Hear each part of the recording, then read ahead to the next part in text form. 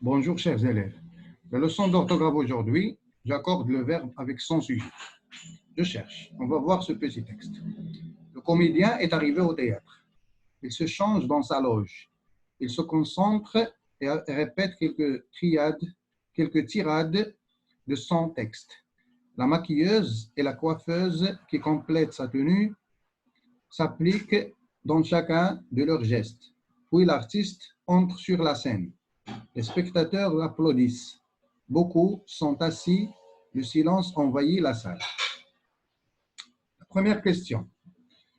Réécris le texte en remplaçant le comédien par les comédiens, puis par la troupe de comédiens. On va voir les changements qui vont s'effectuer. Alors, à la place du comédien, on va dire les comédiens. Les comédiens sont arrivés au théâtre. Ils se changent dans leur loge. Ils se concentrent et répètent quelques tirades de leur texte. La maquilleuse et la coiffeuse qui complètent leur tenue s'appliquent dans chacun de leurs gestes. Puis, les artistes entrent sur la scène. Les spectateurs applaudissent. Beaucoup sont assis. Le silence envahit la salle. Alors, regardons maintenant les changements. Lorsqu'on a dit les comédiens, alors, à la place de « est arrivé », on a fait « sont arrivés » et il y a l'accord.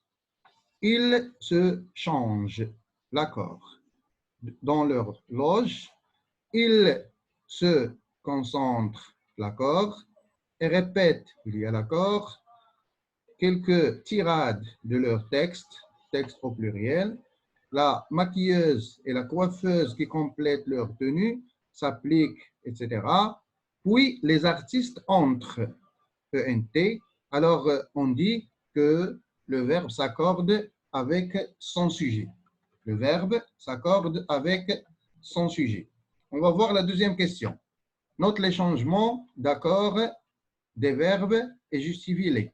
Alors, les changements d'accord des verbes ici, par exemple, sont arrivés. Il y a S parce qu'il est conjugué avec l'auxiliaire être. Il se change, il y a ENT parce que le sujet est au pluriel. Leur texte prend S parce que c'est pluriel. Tenue prend texte S parce que c'est pluriel. Les artistes entre prend ENT parce que le sujet est au pluriel. Alors, par quelle personne, par quel pronom personnel peut-on remplacer le sujet dans la première phrase et l'avant-dernière? On va voir la première phrase. Les comédiens sont arrivés au théâtre. On peut remplacer les comédiens par il avec S. Par il avec S. Ça, c'est dans la première phrase. Et l'avant-dernière phrase, bien sûr, les spectateurs applaudissent.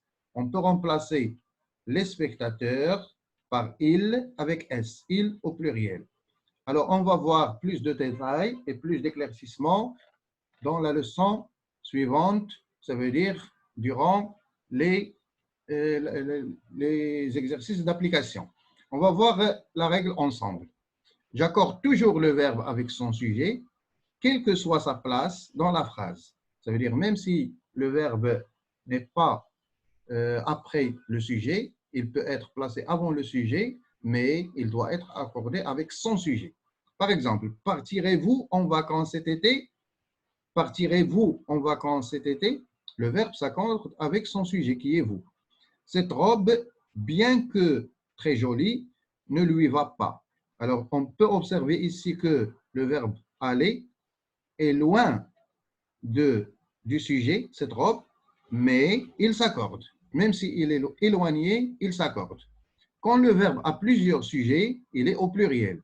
Par exemple, le maçon, le menuisier et le plâtrier s'entendent pour restaurer la maison. Alors, s'entendent au pluriel parce qu'il y a plusieurs sujets. Quand il y a plusieurs sujets, le verbe se met au pluriel. Plusieurs verbes peuvent avoir le même sujet. J'accorde alors chaque verbe avec le sujet. Par exemple, la pluie, le sujet est au singulier. Alors, tous les verbes de cette phrase doivent être au singulier. La pluie tombe, et imprègne le sol desséché. La pluie tombe et imprègne le sol desséché. Pour écrire la terminaison d'un verbe, je peux remplacer le sujet par un pronom personnel pour m'assurer, bien sûr. Les chiens ont entendu la trompe de chasse. On peut dire « ils ont entendu la troupe de chasse ». Et on va mieux éclaircir durant la leçon suivante, durant l'application. À bientôt.